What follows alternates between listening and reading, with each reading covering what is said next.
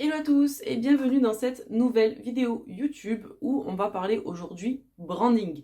Pourquoi j'ai envie de faire cette vidéo? Tout simplement puisque sur le web on peut voir beaucoup de vocabulaire, on parle de logo, on parle d'identité visuelle, on parle de couleurs, on parle de branding et je sais qu'il y a pas mal de confusion qui peuvent se porter par rapport à tous ces termes qui sont utilisés. Donc aujourd'hui je vais concrètement faire un focus sur le branding. Qu'est-ce que c'est? Et je vais te proposer ensuite un petit schéma, tu verras, pour que tu puisses bien différencier un peu tout le vocabulaire utilisé au quotidien. Donc si t'es prêt, c'est parti.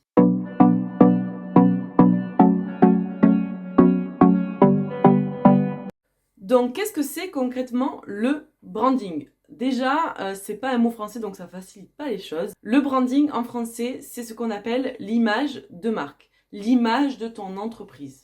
En gros, le branding, c'est tout ce que tu vas mettre en place pour permettre aux gens de reconnaître ta marque et pouvoir s'identifier plus facilement à ton entreprise, à ce que tu proposes. Et du coup, ça va permettre tout simplement aux consommateurs qui sont intéressés par ce que tu proposes de mieux se reconnaître, on va dire, dans ce que tu partages. Donc en gros, le branding, ça se compose de plusieurs choses. Ça peut être l'identité visuelle dont je vous parle beaucoup sur cette chaîne. Donc je vous remettrai la petite fiche pour aller voir la vidéo si vous ne savez pas ce que c'est une identité visuelle, mais on va en rediscuter ici.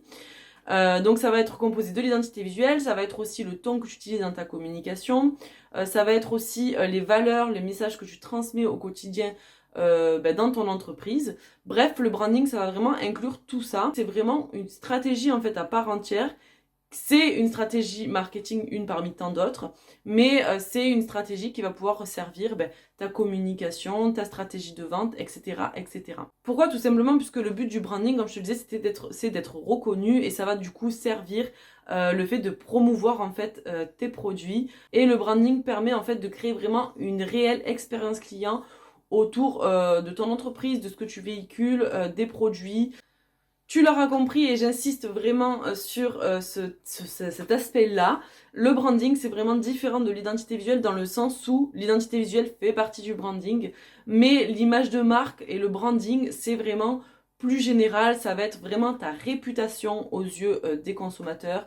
Ça va être les émotions que tu leur fais ressentir au travers de ta marque et de ce que tu partages. Bref, tu l'auras compris, ça va vraiment être l'expérience client et l'impression que les gens vont avoir en fait en voyant ta marque et en lisant un peu ce que tu partages dans ta communication.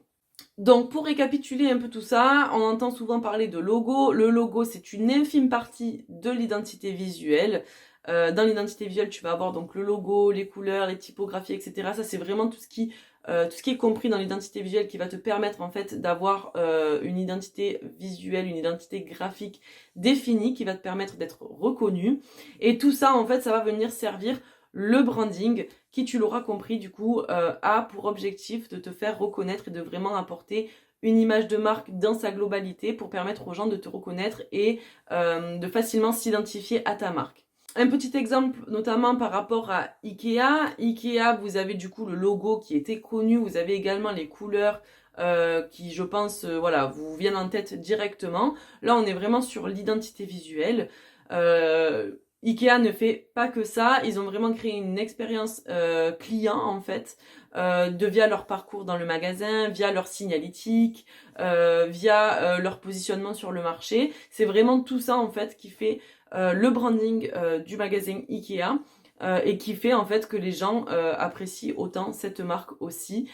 C'est pas uniquement grâce à l'identité visuelle, mais c'est bien plus que ça. C'est par rapport à la proximité, par rapport, voilà, comme je disais, au parcours qu'ils proposent dans leur magasin.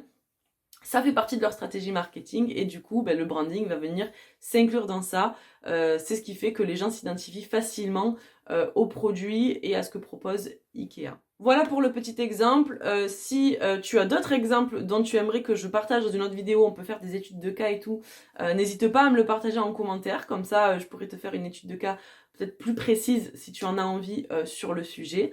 En attendant, je te laisse regarder en description les petits cadeaux que je te propose sur les palettes de couleurs, l'identité visuelle et tout, comme d'habitude.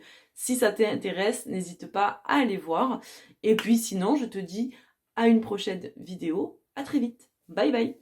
Si cette vidéo t'a plu, n'hésite pas à liker et à t'abonner et à activer la petite cloche si tu veux être informé des nouvelles vidéos.